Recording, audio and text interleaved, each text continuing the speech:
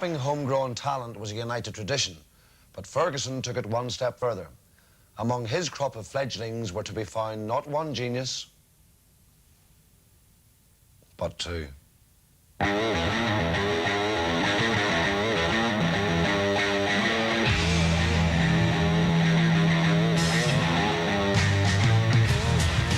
Alex Ferguson's first great team was built around Cantona and experience. His second was built around kids, and they would go even further.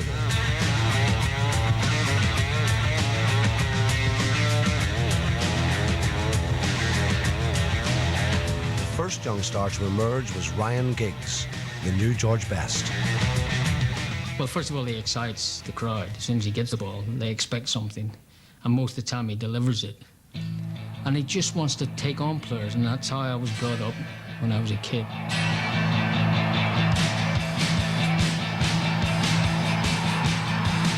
Giggs' talent is that the ball sticks to his toe.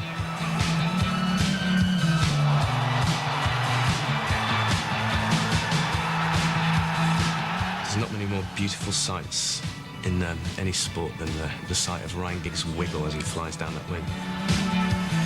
He is in story. If it's entertaining, that's even better. Giggs came to United at 14. He could already make defenders look foolish. I remember watching Oxley, and we've got a young kid training with us today, so just look after him and just be careful because, you know, he's an exciting talent. Just, you know, don't go and knock him about.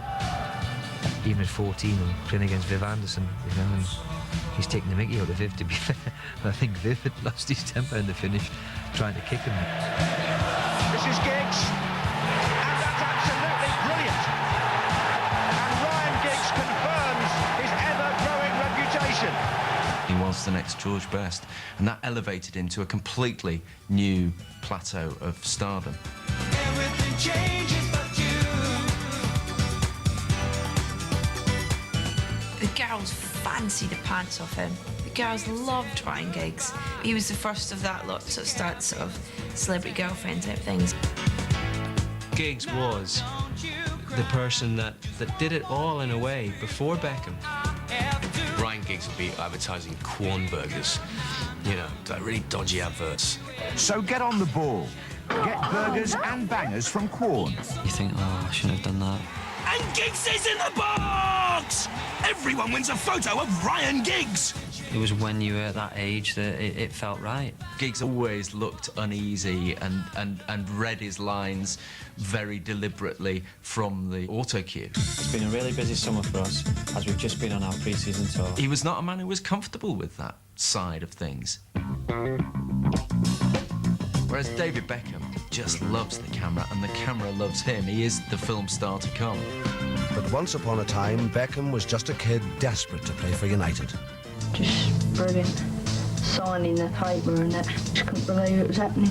Every time we used to go to London, this little blonde thing would be appearing at the end of the table, you know, and in the dressing room afterwards he would be picking up the tie-ups, you know, and he used to say, who is this lad that we keep bumping into down here when we come to London, you know?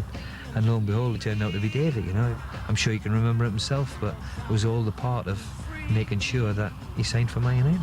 I remember when David Beckham played in the semi-final at Villa Park, and I remember saying at the start of the game, Probably the most naturally gifted of Ferguson's fledglings, David Beckham, will be on the right.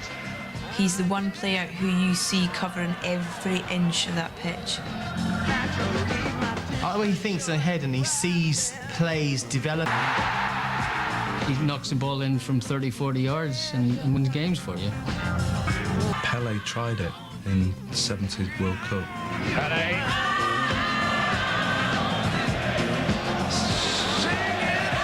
Did that really go in? And that's where it all started, isn't it, really? The rest is history. When Beckham became this world star. Now, they make gold statues of him in Thailand. He's kind of got footballers into fashion magazines more than anybody else has. I saw him on the cover of The Face, which is very weird because it was so far removed from football, it was untrue. in his own way, David Beckham has become a very special man of the 21st century.